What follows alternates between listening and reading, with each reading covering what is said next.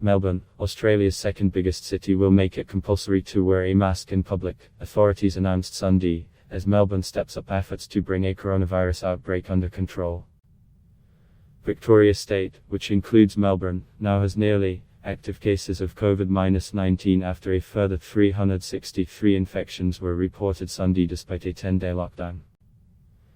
Premier Daniel Andrews said more than 5 million people in Melbourne and neighbouring Mitchellshire would be required to wear a mask or other face covering in public spaces from midnight Wednesday into Thursday.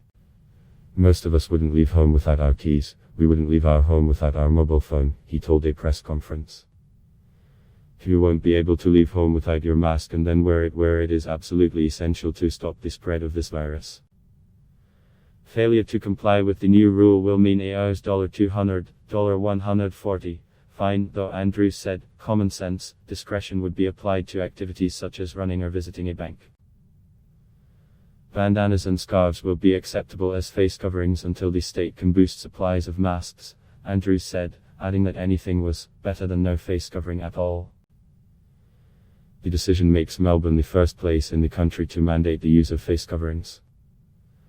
Mask wearing is not common in Australia and has not been part of the country's COVID-19 response until now. Australia's other states and territories have closed their borders to people from Victoria in a bid to stop the outbreak from spreading, as most regions have not reported any new locally transmitted infections for weeks. But the contagion has reached Sydney, where locally transmitted cases have spiked in recent days after an initial cluster emerged from an infected Melbourneian who visited a popular pub. Australia has reported almost cases of COVID-19 nationwide and 122 deaths in a population of about 25 million.